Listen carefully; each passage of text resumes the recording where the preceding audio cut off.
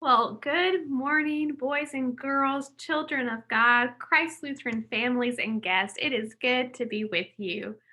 For those who are joining a Christ Lutheran Church children's sermon for the first time, my name is Pastor Ann. I serve as one of the pastors of the congregation, and it's good just to be with you on this third Sunday in Lent. Well, today I want to introduce you to the Ten Commandments. We're going to hear that story in our big worship service today. And one way of thinking about the Ten Commandments is thinking of them as God's gift of a better way for us to live with one another and with God. And so I put together just a few images to help us think about people doing things in a better way. Well, my first example is about a friend. And this friend, she didn't want to share her toys. Have you ever felt like that? Like you just, I don't want to play with anyone else. I don't want to play with others. I don't want to share. Well, she didn't want to share her toys until her teacher taught her a better way to play is with friends and in community through sharing. So here's a picture of this girl who is now sharing her big basket of toys, a bunch of balls with her friend. The better way to play, the better way to have fun is to share with others, to share with a friend. And this picture also reminds me of the better way of helping. Sometimes, no matter how big we are, or small we are, or how old or young we are, we try to do big challenges all by ourselves. We think that we have to do it alone. And we are invited into a better way of being helped by others and helping others when things are heavy, like this big basket of toys to carry by ourselves, or it might be just walking through a challenge in life that's heavy and burdensome. So, our first example of a better way is the better way of sharing. Now, the second example, again, this is an example for all of us, young and old, is the example of practicing all the special safety rules that we have to continue to do, even now that some of us have been vaccinated. We still have to practice our special safety rules to keep one another healthy during this time. So I've got an image of two friends giving each other an elbow bump. How many of you have done that before? We're not giving one another hugs or shaking hands when we see a friend or a teacher at school. Instead, we're encouraged to keep that 6 feet of distance. And I don't know about you, but one of the things I've started doing when I see a friend that I want to give a high five to is I'll put my hand out like this, and they'll put their hand out, and so we kind of meet. Even though we don't ever touch, we keep our distance just like we're supposed to, but we give each other an air high five or an air hug.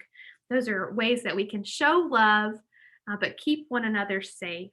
And so, for now at least, wearing masks, keeping 6 feet of distance between one another, giving air hugs and air high fives, that is the better way. Now, my third picture is a real simple example. It's a picture of a mom, I think, and a daughter learning how to tie shoelaces. Yikes. Learning to do something as simple as tying shoelaces for the first time is not easy. And practice makes perfect, they say. But one of the better ways for tying a shoelace that I've been hearing about are some of the fun little rhymes that can help us learn how to tie our shoelaces, or the Cheerio method. Parents, you should Google that if you haven't already. It's a really fun one I just heard about. So there are better ways to teach simple activities like tying shoelaces. And for our parents and grandparents that are listening, we know other stories about a better way too. Just a few days ago, I heard a great story from a church member about how They went to get their second vaccine shot, and they were praising the hospital staff and the volunteers because they had improved from when they first got their first shot until uh, now when they went to get their second shot. They had thought of better ways to welcome so many people into the building and to get their shot in a timely fashion.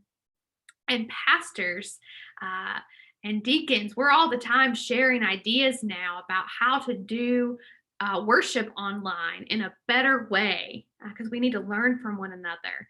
And our teachers, they are helping us uh, go to school and learn online in better ways for the time being so that we can solve all those math problems and sound out and learn to read new words and stories.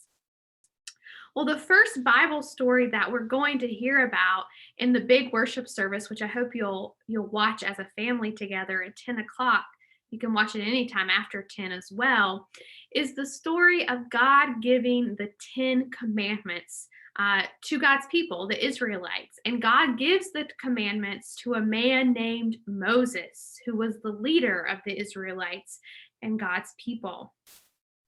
So let me tell you a little bit about Moses and when he received the 10 commandments. So Moses and his family, we call them the Israelites, they had been slaves in the foreign land of Egypt. And this was a long, long, long time ago. And God freed them from Egypt and led them out of their slavery so that God could make them his special holy people. And one way of doing that, of God making them his special people, is that God gave them the law. God gave them the 10 commandments. And the 10 commandments are 10 ways of living with God and one another. And I like to think about them as being the better way of living with God and one another. And so let's read the commandments together. You shall have no other gods. You shall not misuse the name of the Lord your God. Remember the Sabbath day by keeping it holy. Honor your father and your mother. You shall not murder. You shall not commit adultery. You shall not steal. You shall not give false testimony against your neighbor. You shall not covet your neighbor's house. You shall not covet your neighbor's wife, or his manservant or maidservant, his ox or donkey, or anything that belongs to your neighbor. Now, like I said, one way of thinking about the 10 commandments is thinking about them as God's better way to live with one another and with God. When the commandments were given to Moses and his family, remember they'd been slaves in Egypt. And in Egypt, people were worshiping hundreds and hundreds of gods. And those gods demanded sacrifices. And those gods kept making demands on the people. And the people felt like they were always having to earn those gods' favor. So in the 10 Commandments, God gives Moses and the people a gift. God says to Moses, there is a better way. The better way is to worship the one true and living God, because God, our God, is a God who loves us and cares for us and blesses us. So what a relief it would be and is for us to serve one God who loves us and not hundreds and hundreds of gods who are false. Another example of the 10 Commandments being a better way for Moses and his family is that they've been slaves, right? I've told you that a couple of times. And so they were worked every single day when they were slaves in Egypt, without rest, without time to renew.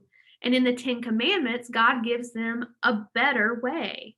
God says, work for 6 days, and on the seventh day, rest. So the 10 Commandments are God giving us a better way to live with each other.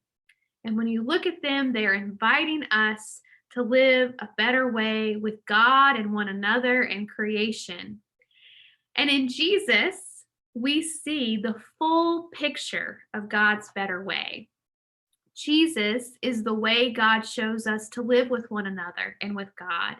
Jesus shows us this through his acts of mercy and forgiveness, kindness and love and service. We see Jesus' compassion and Jesus' better way in his life and in his death and in his coming again, his rising to new life. And so, as we follow Jesus, we have the 10 Commandments to help show us how to live a better way, to guide us, show us the best way for living, and to keep us on that path. And we have Jesus who makes that way possible. So, I hope this is a helpful review of the 10 Commandments and a new way of thinking about them as God's better way for us to live with God and with one another. I invite you to share a prayer with me now. Let's fold our hands and say a prayer. Dear God, thank you for giving us the gift of your law, the 10 Commandments, that show us a better way to live with you, with our friends and family and neighbors. Most of all, thank you for the gift of Jesus, who is your good news and who is the way, the truth, and the life. Amen. Thanks so much for joining us for today's children's message. Look forward to seeing you next week for the children's message again.